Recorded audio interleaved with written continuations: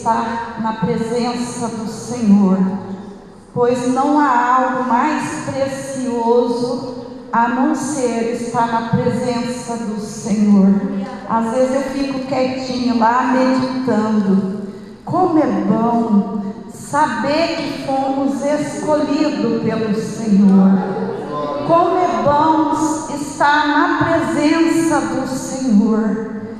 Como é bom saber que nós não estamos sozinhos. Às vezes enfrentamos batalhas difíceis, mas não estamos sozinhos, porque o Senhor está conosco. Eu vou louvar o Senhor com o hino. Louvado seja o nome do Senhor. Eu gosto muito desse hino aqui, irmãos. Louvado seja Deus.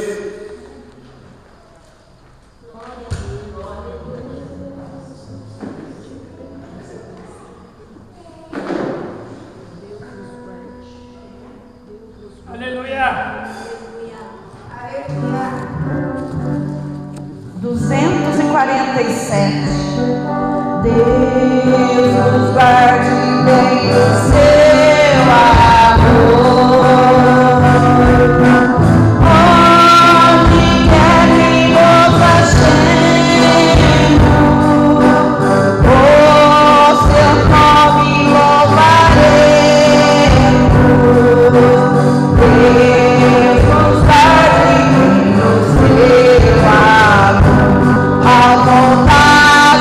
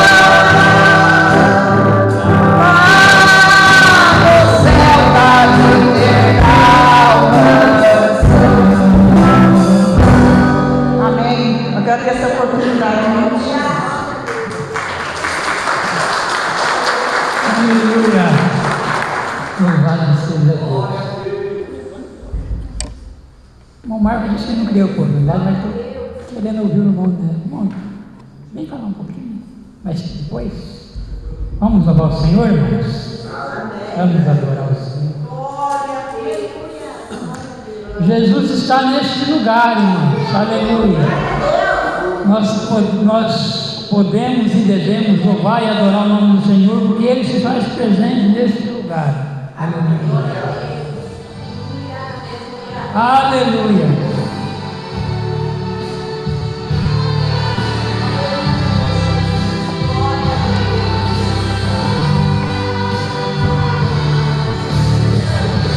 Bendito seja Deus, aleluia.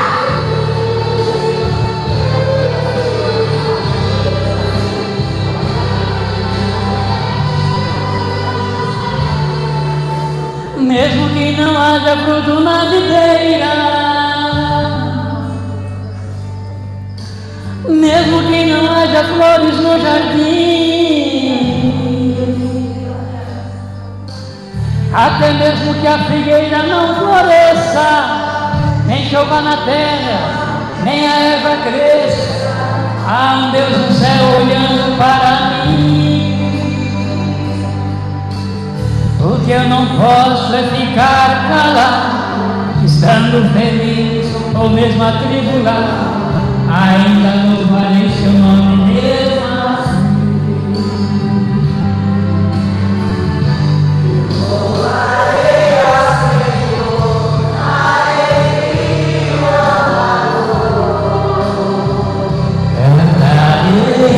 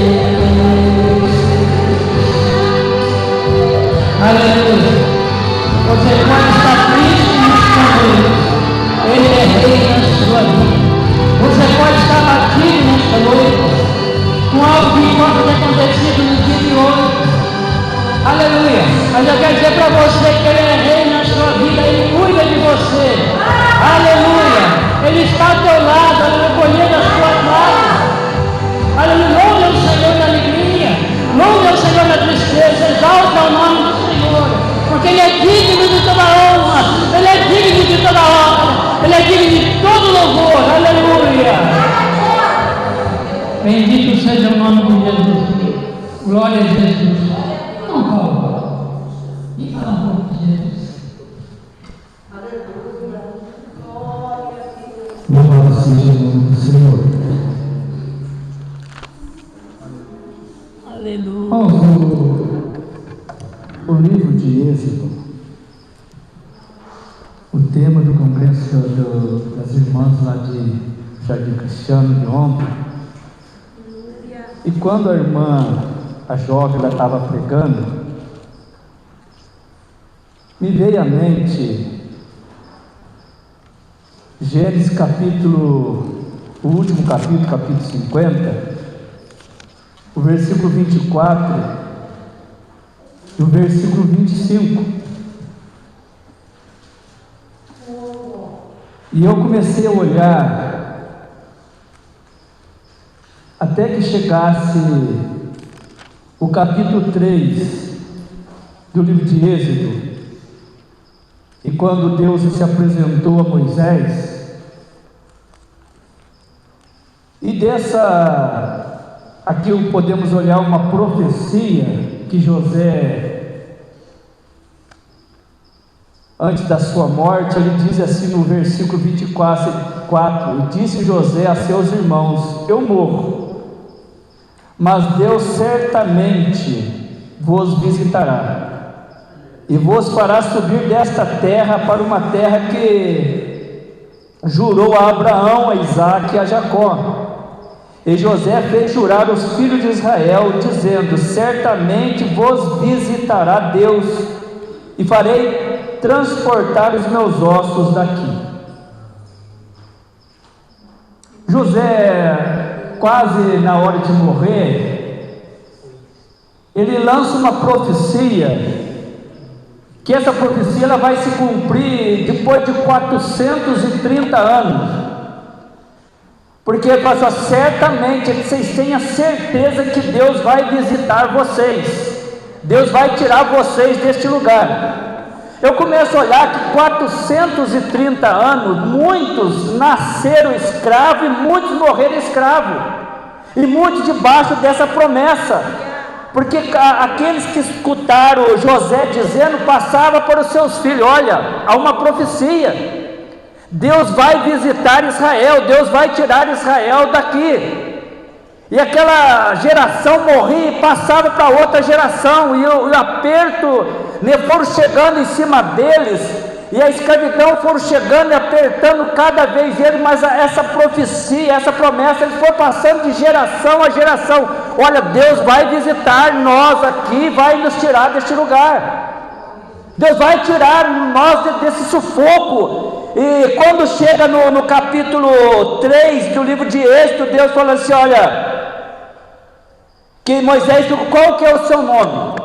Eu falo: eu sou o que sou. Mas eu começo a olhar, irmãos, quando Deus fala para Moisés: eu sou o que sou, eu começo a olhar a graça de Deus sobre a vida de Moisés, porque a gente começa a ver, começamos a olhar lá no livro de Atos, quando Estevão está falando, trazendo a história de Israel para o povo ali, antes dele ser apedrejado. Ele fala assim: olha, Moisés, aos 40 anos, ele foi tentar libertar Israel, e fala assim o versículo, eu acho que é Atos, deixa eu olhar aqui, irmãos, Atos, o capítulo 7, o versículo 25, mas começa do versículo 24, mas o versículo 25 fala assim, o próprio Moisés, o Estevão falando, e ele cuidava, quer dizer, Moisés cuidava, Moisés pensava que os seus irmãos entenderiam que Deus lhe havia de dar a liberdade pelas suas mãos, mas eles não entenderam. Então Moisés aos 40 anos já entendeu, Moisés já sabia do chamado que Deus tinha para ele. Moisés foi tentar, vou libertar Israel, mas não conseguiu. Eu imagino, irmãos, Moisés aos 40 anos seguintes lá no deserto, eu comecei a imaginar quantas vezes Moisés, será, não chorou sozinho lá no deserto. Quantas vezes será que Moisés já sozinho falava: Senhor, olha, eu tentei, mas não. Quantas e quantas vezes, a Bíblia não fala, mas nos leva a pensar, quantas vezes Moisés lá olhando as ovelhas, olhando a imensidão do deserto, e chorando e falando com Deus: Senhor, até quando?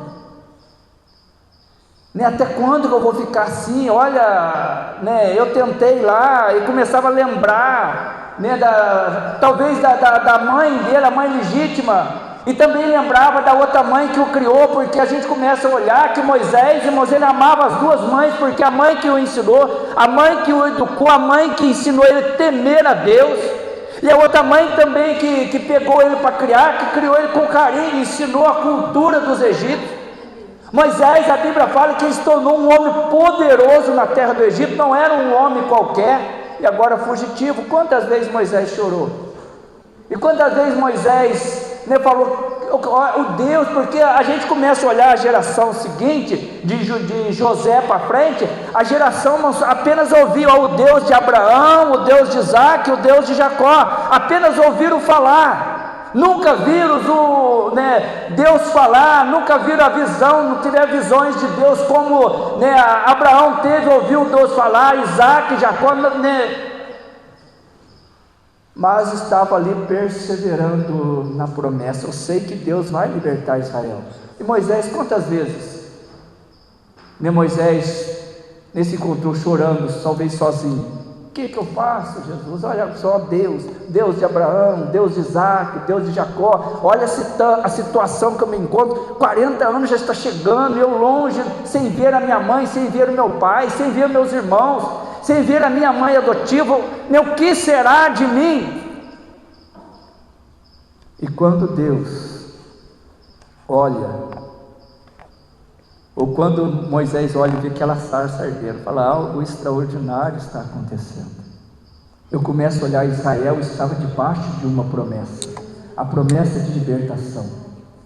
Nós estamos debaixo de uma promessa, e essa promessa ela vai se cumprir. Jesus, ele disse que ele nos tiraria desta terra, e essa promessa ela vai se cumprir. Nós devemos aguardar, nós devemos esperar, estar firme, porque a hora que a trombeta soar, não vai ter nada que vai nos segurar nesta terra, nós vamos sair. A hora que a trombeta soar, o apóstolo Paulo, ele diz que é o som da última trombeta, os mortos, eu estava olhando, irmãos, não vai ser assim, não vai ser dessa forma, mas lá no velório, esta semana, eu estava lá e comecei a conversar com a minha mãe, falei, já pensou, se fosse assim, não vai ser assim, porque aqueles que já estão salvos, eles vão sair dali e já partir para cima. Mas imagina o alvoroço que não vai ser, se eles ressuscitassem e saíssem ali dos túmulos ali, o alvoroço que iria ser, um empurrando o outro, sai da frente, sai da frente, sai da frente. Mas nós, irmãos, a Bíblia fala que nós, aqueles que dormiram, aqueles que já partiram com Cristo, ao som da última trombeta, esses mortos vão ressuscitar e já vão sair com o corpo transformado, a encontrar com Cristo nos ares. Se nós ainda estivermos vivos, nós seremos transformados e seremos arrebatados para viver com Cristo. Nós estamos debaixo de uma promessa. Não podemos olhar para trás, não podemos voltar para trás, fazer como o povo de Israel, que ao caminhar durante 40 anos naquele deserto, muitos olharam para trás, havia lá, tem cebola, lá havia alho, lá havia comida, fazer que nem o pastor Davi um dia, irmãos, ele falando, ele pregando sobre essa passagem, me veio aqui à mente, irmãos, ele falando sobre a gula do povo no deserto, encheram a barriguinha. Ele fala assim, eles encheram a barriguinha e depois provocaram a ira de Deus e morreram no deserto. Mas vamos ficar firmes, esperando a volta de Cristo, porque pode ser, irmãos, a qualquer momento, pode ser a qualquer instante, nós não sabemos, mas a certeza que nós temos é que Ele vai voltar. Esta é a certeza e não podemos deixar apagar essa chama dos nossos corações, amém? Eu agradeço a oportunidade aqui em nome do Senhor Jesus.